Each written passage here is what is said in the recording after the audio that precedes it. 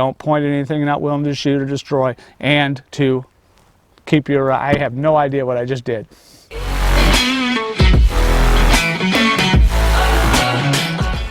Hey guys, this is Mark Doziero with Extreme Defensive Options.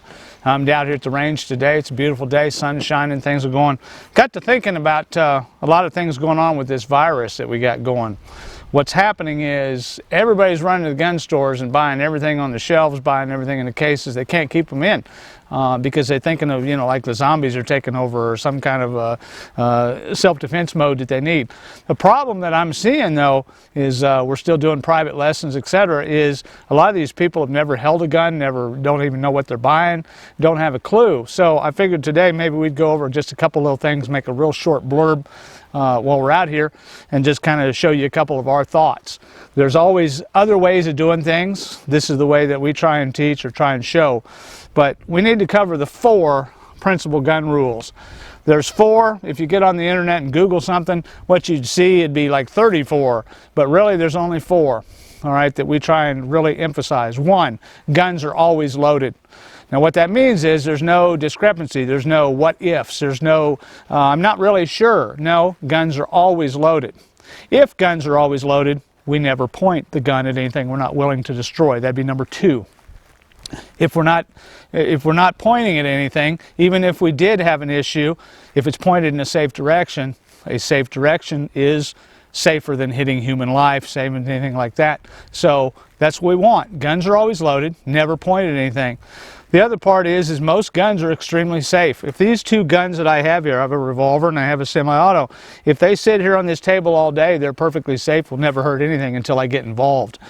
They have safeties built into them, but a lot of your guns today, even though they have internal safeties we don't even think about, okay, what happens is if you touch the trigger, it may bypass that, like a drop safety, a firing pin safety, etc., etc. So keep your finger off the trigger. That's rule number 3. All right? Guns are always loaded, never point at anything you're not willing to shoot or destroy, and 3, keep your finger off the trigger. Then if we do take that weapon out and we have fun with it, shooting targets or cans or competitions or whatever we do with that pistol, even on defensive purposes, what we want to do is we want to be aware of our target. What are we shooting at? Is it something that we can shoot that at that won't reflect the rounds or deflect the rounds back at us, ricochet, etc.? And what is beyond that target? That's even more important than the target itself, okay?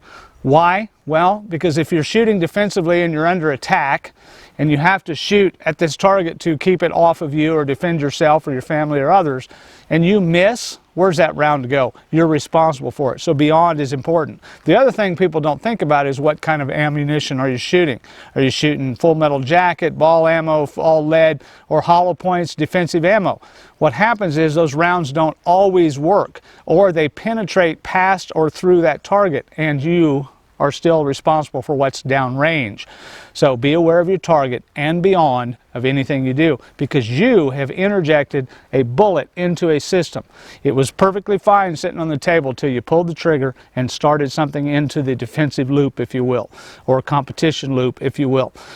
Okay, so let's go recap those number 4 rules again. Guns are always loaded. Right? Never point anything you're not willing to shoot or destroy. Keep your finger off the trigger at all times until you're ready to shoot. And 4, be aware of your target and what's beyond. With those 4 rules, you will never have a negligent discharge. It's not accidental, it's negligent, because this gun does nothing sitting here, but when you get involved, it becomes negligent, something you did wrong. So now we got to start over, don't we?